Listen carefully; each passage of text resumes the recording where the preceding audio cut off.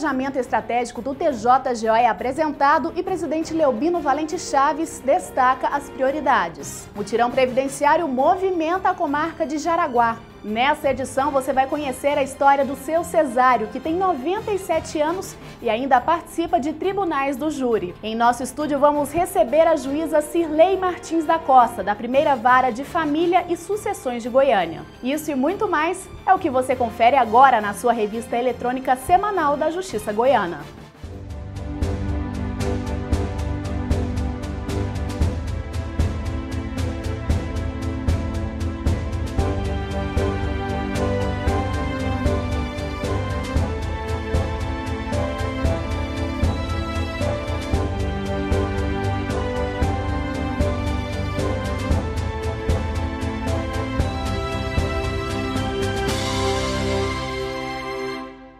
O planejamento estratégico do TJGO para o sexênio 2015 e 2020 foi apresentado e o presidente Leobino Valente Chaves destacou as prioridades para os próximos anos. A sessão, marcada para apresentar o planejamento estratégico, contou com a presença dos desembargadores que compõem o Tribunal de Justiça do Estado de Goiás, além de magistrados, diretores e servidores do Poder Judiciário e convidados. O presidente do TJGO, desembargador Leobino Valente Chaves, abriu a solenidade e destacou a grande importância do documento que vai nortear o trabalho do Judiciário goiano para os próximos 6 anos. Tudo que se faz é preciso ter planejamento, tudo. Não podemos construir uma casa se não tiver um planejamento e um alicerce. Então nós estamos construindo a justiça através exatamente dessas metas.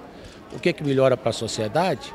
Melhora a partir do momento que a sociedade sentir o reflexo dos cumprimentos dessas metas. Porque as metas são voltadas principalmente para a atividade fim, que é exatamente a prestação judicional mais rápida. O secretário de Gestão Estratégica falou sobre as etapas de elaboração do planejamento, que contou com a participação efetiva de toda a secretaria e demais diretorias do TJGO. A elaboração do plano é um trabalho, é um marco importante na história do judiciário.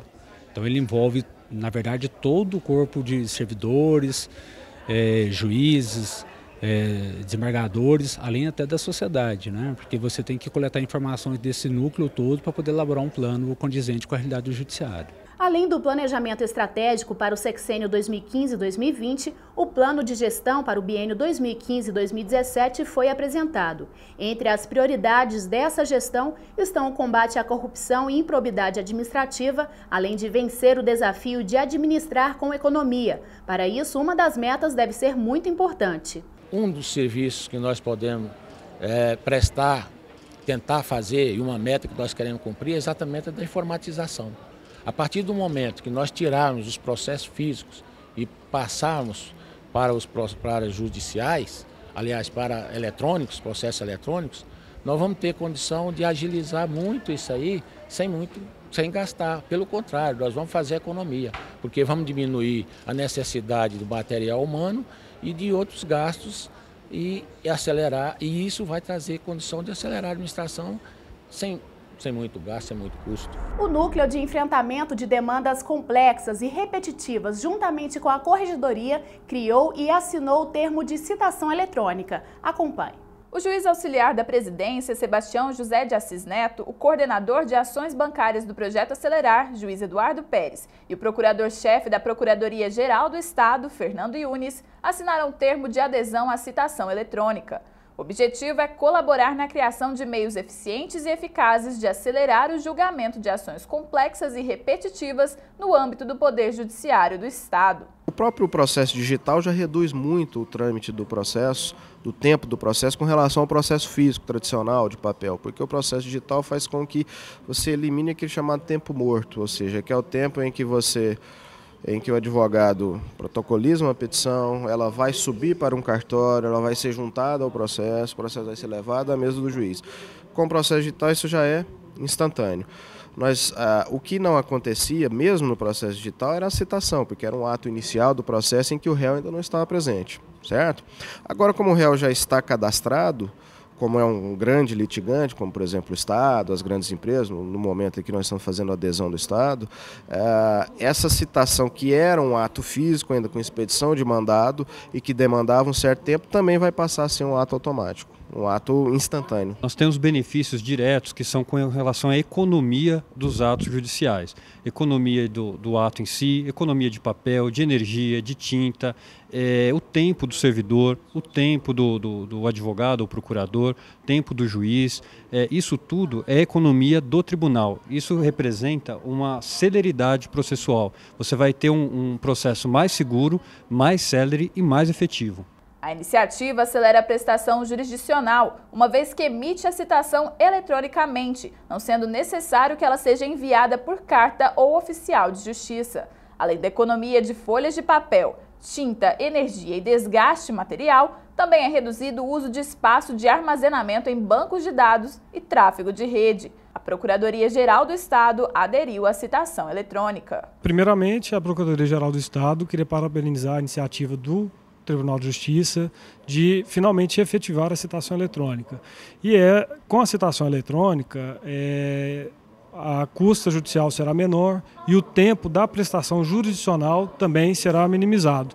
Com isso, todos ganham. Ganhamos tanto o Estado, o Poder Executivo, como também o próprio Tribunal de Justiça e principalmente o jurisdicionado, que é o destinatário final das decisões judiciais. Nós teremos um processo mais ágil e menos oneroso para todos nós. Os últimos dias foram bem movimentados no Judiciário goiano. Confira agora no Giro de Notícias. 8 audiências com o acusado de ser o serial killer de Goiânia foram realizadas na primeira vara criminal da capital. Todas foram coordenadas pelo juiz Eduardo Pio Mascarenhas. As audiências foram relativas a crimes de homicídio contra 8 vítimas, sendo 7 mulheres e 1 homem. Já na primeira audiência, o vigilante Tiago Henrique Gomes da Rocha informou que não se pronunciaria em frente à imprensa. Eu tinha falado o seguinte, se tirasse a mídia eu falaria, mas parece que o senhor não entendeu a coisa. Não, mas eu não vou falar nem assinar nada, se quiser mandar embora, então... Tiago pode ser autor de mais de 21 assassinatos, dos quais 14 já tiveram autoria confirmada, segundo o exame de balística. O presidente do Tribunal de Justiça, desembargador Leobino Valente Chaves, recebeu a visita institucional de representantes do Sindicato dos Delegados de Polícia do Estado de Goiás e foi convidado para participar das comemorações dos 10 anos do Sindipol. O encontro aconteceu no Salão Nobre da Presidência. Estiveram presentes o delegado Fábio de Castro Vilela, o superintendente de Polícia Judiciária, delegado Odair José Soares, além de outros 6 delegados. O juiz auxiliar da presidência do TJGO, Sebastião José de Assis Neto, também participou do evento. A ministra Adelaide Alves Miranda Arantes, do Tribunal Superior do Trabalho, foi recebida no TJGO pelo presidente desembargador Leobino Valente Chaves. Durante a visita de cortesia, a ministra cumprimentou o desembargador presidente pela assunção ao cargo, uma vez que não pôde comparecer à sua posse em razão de compromissos profissionais. Também participaram do encontro o desembargador Carlos Escher, os 3 juízes auxiliares da presidência do TJGO, Reinaldo Alves Ferreira, Sebastião de Assis Neto e Felipe Vaz de Queiroz, além do diretor do Foro de Goiânia, juiz Wilson da Silva Dias. E a seguir, a juíza Cirlei Martins da Costa é a nossa convidada no quadro Justiça em Foco. Voltamos já.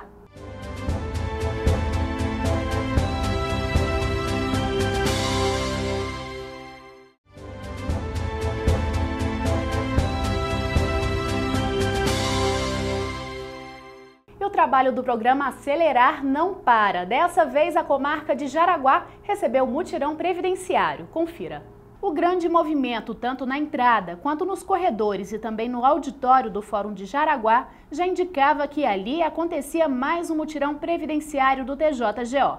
É o programa Acelerar fazendo diferença em comarcas onde o volume de trabalho é alto. Nós temos cerca de 12 mil processos, só na minha vara nós temos 8.700 processos. Bastante difícil para a gente aqui lidar com isso. E no empenho para alcançar uma prestação jurisdicional cada vez melhor, receber o programa Acelerar é sempre bom. Sou muito grata aos juízes, procuradores, servidores que vêm aqui nos ajudar e Sem eles eu nem sei como nós faríamos, porque o serviço é muito acumulado mesmo, principalmente aqui nessa vara de 8.700 processos, então ajuda a gente demais mesmo. Uma ajuda muito bem-vinda. O juiz Everton Pereira Santos, do 1º Juizado Especial Civil e Criminal de Catalão, é um dos 4 magistrados de comarcas do interior que foram designados para atuar no mutirão previdenciário em Jaraguá. Uma equipe que une forças para atender grandes expectativas. O acelerar na parte do programa previdenciário, ele tem a função, como o próprio nome diz, de acelerar a solução dessas demandas.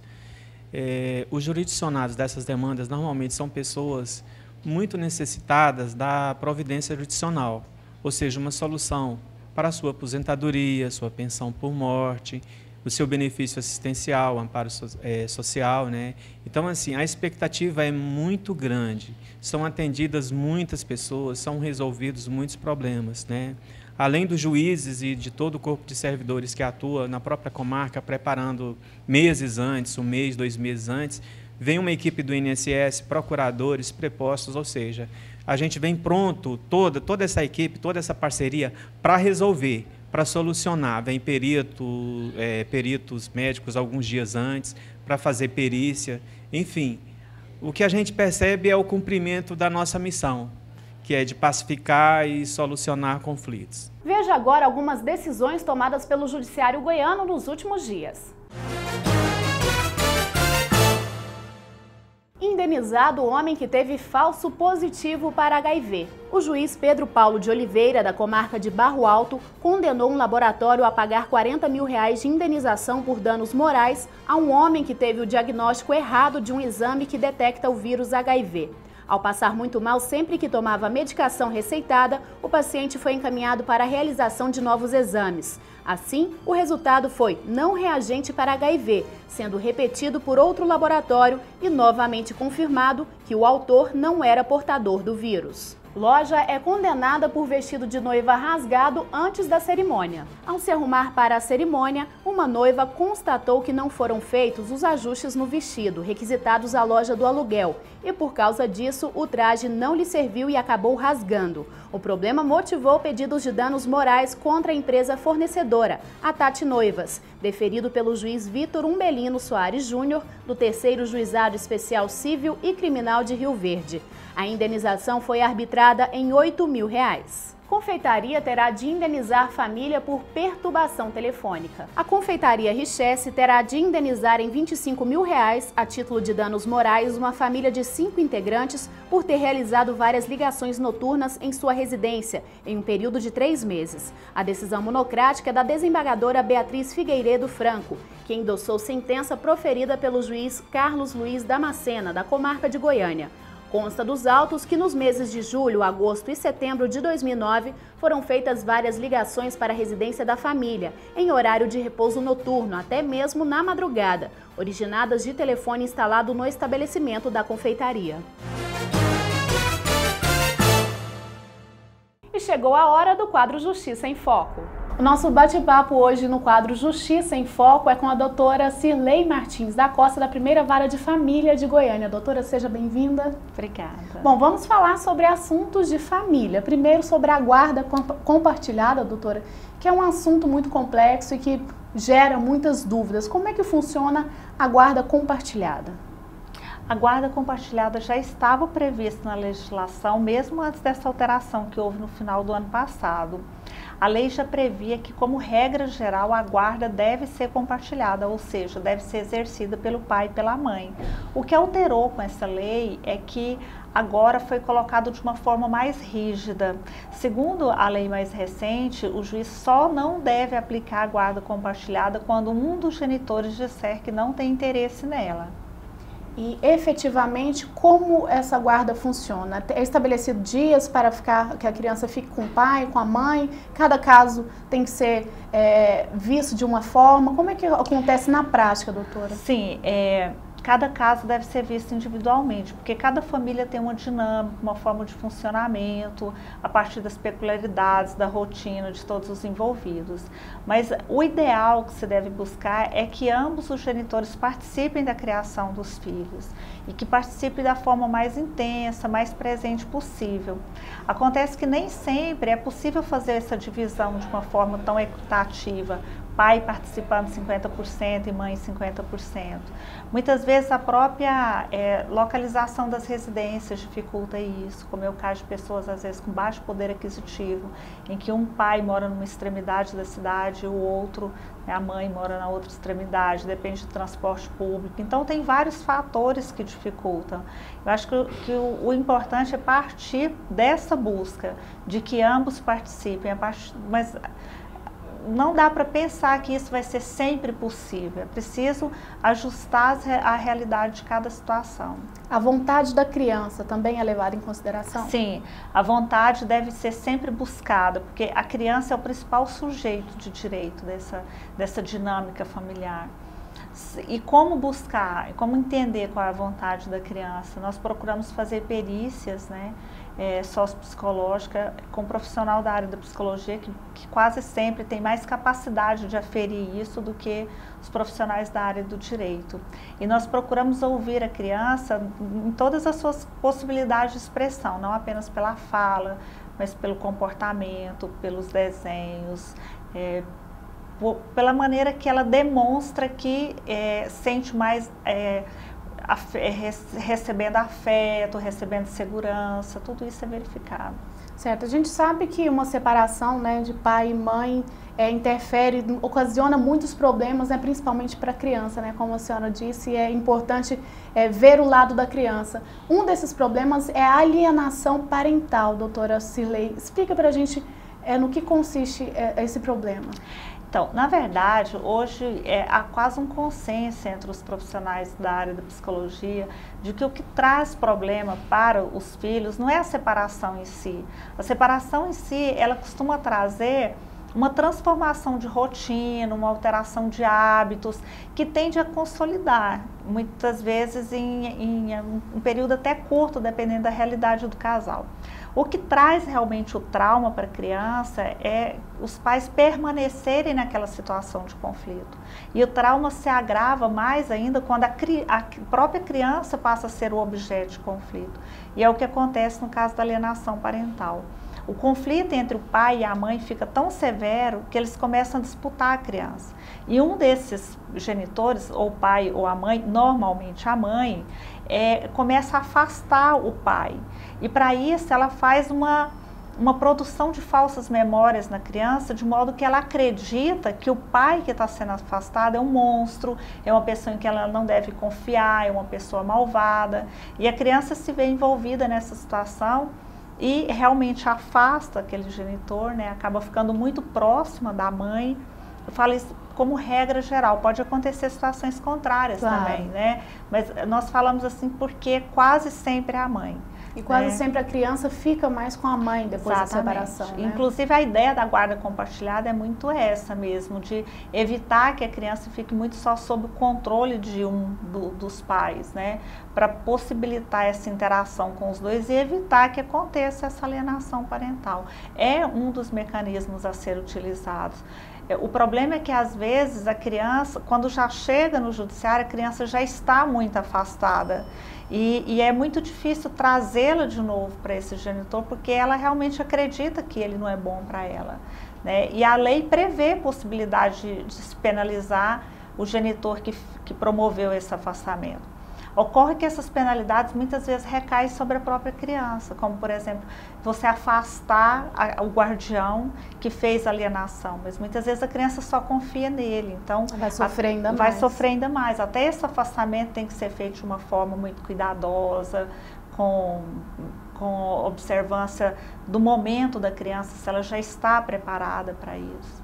Bom, e preocupado com essas questões, né, o Judiciário goiano tem algumas iniciativas, não é isso, doutora? Algumas atividades que ajudam, né, a questão principalmente aos pais, a conscientizar da importância de ver o lado da criança e sempre buscar o melhor para ela. Quais são essas atividades, doutora? Então, lá no 2º Centro Judiciário de Solução de Conflitos e Cidadania, que é o centro judiciário onde estão os processos de varas de famílias, das 6 varas de famílias de Goiânia, nós temos 2 projetos que tratam dessas questões. Um é a oficina de pais, que ocorre toda primeira segunda-feira de cada mês, das 8 horas ao meio-dia no auditório do Fórum. Que são pais normalmente que estão em processo de separação, sim, estão com problemas em casa. Sim, não só processos litigiosos, mas até processos consensuais, amigáveis mesmo.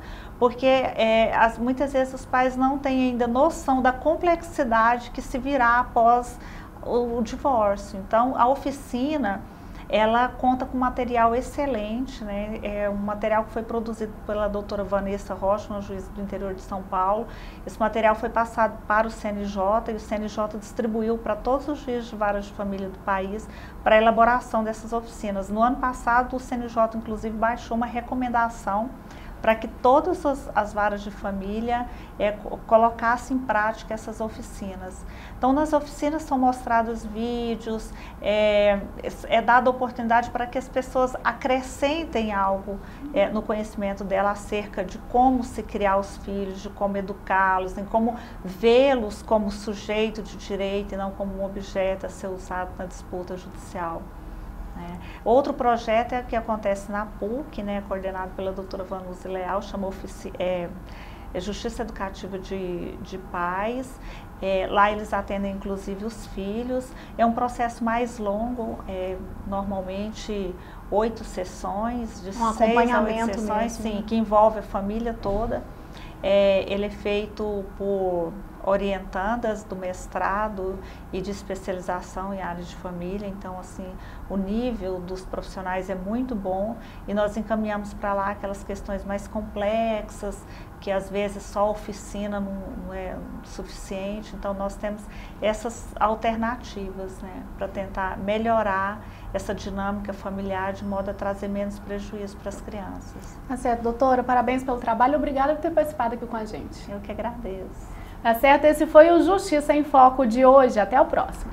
E no próximo bloco você vai conferir a história do seu Cesário. Aos 97 anos, ele participa de tribunais do júri. É já já.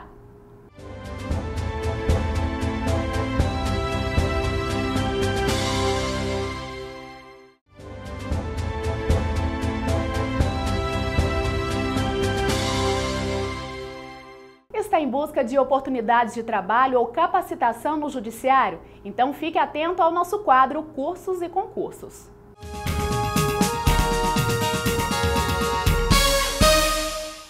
O Tribunal Regional Federal da Primeira Região publicou o edital do concurso público para preencher 228 vagas no cargo de juiz substituto federal.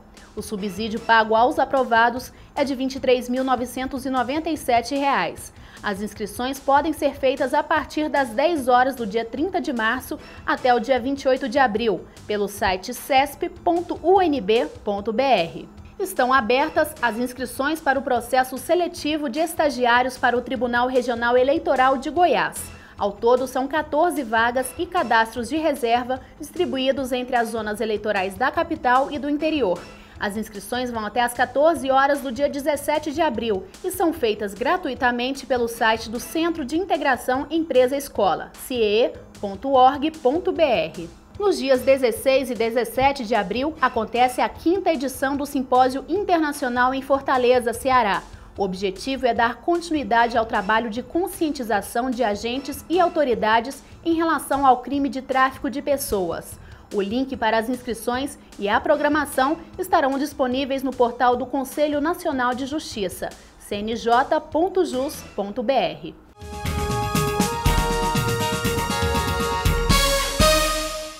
Você vai conhecer a história do seu Cesário. Aos 97 anos, ele é uma das personalidades que fazem parte da Justiça Goiana. O papel dele você confere agora. Vários são os personagens que compõem o Judiciário. Advogados, desembargadores, juízes costumam vir à tona quando se fala em justiça, mas personalidades secundárias também têm o seu papel garantido e a presença delas no judiciário é indispensável. Seu Cesário que o diga. Aos 97 anos, ele participa voluntariamente dos tribunais do júri. O convite veio de um amigo jurado e a resposta foi imediata. Sem dúvida. Ele, general do Exército, aposentado, 97 anos de idade, disse ter sido uma honra eu ter convidado, porque era algo que ele queria fazer e não tinha feito na vida ainda. Engana-se quem pensa que a idade é problema para esse senhor. Já são mais de 3 anos comparecendo a todas as audiências em que é convocado. Creio que estou cumprindo meu papel. Você se sente feliz?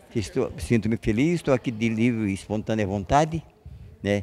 Fui convidado, fui aceito e me fizeram muito feliz em eu ser jurado. Para o juiz Gesseir Coelho de Alcântara, da 13ª Vara Criminal, seu Cesário serve de exemplo para todos. Um homem que cumpre com seu papel e enaltece a justiça goiana, participando ativamente de suas atividades e confiando cada vez mais nos propósitos judiciários. Mesmo na longevidade, ele vem, serve aqui com muita galhardia. É um exemplo para nós, é um representante mor da sociedade aqui no meio do Poder Judiciário. O Tribunal do Júri é uma das imagens mais conhecidas da Justiça. Sob o olhar do juiz, advogados e promotores tentam convencer 7 jurados sobre a culpabilidade ou não dos acusados. Essa decisão traçará o destino dos réus. No Brasil, o júri popular é previsto no Código de Processo Penal para julgar crimes contra a vida. Para seu Cesário, que mesmo convocado ainda não foi escolhido como um dos 7 jurados, fica a expectativa para o tão esperado dia. Estou esperando a minha vez, né? Veja a agenda do Judiciário Goiano para os próximos dias.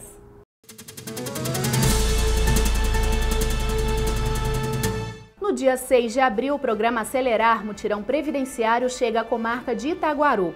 No dia 7, é a vez de Itaberaí receber o programa. No dia 9, o mutirão chega a Ipameri. No dia 10 de abril, o programa Acelerar será realizado em 2 comarcas, Abadiânia e Alexânia. Também em 9 e 10 de abril, Uruaçu recebe o programa Justiça Ativa. E ainda no dia 10, o advogado Fernando Souza ministrará a palestra Embargos Declaratórios, a importância do recurso e sua evolução no novo Código Civil, no auditório do TJGO. A palestra terá 2 horários, um às 8h30 e outro às 14h30. Os magistrados e servidores podem se inscrever pelo portal do servidor e o público externo pelo telefone 3236-2470.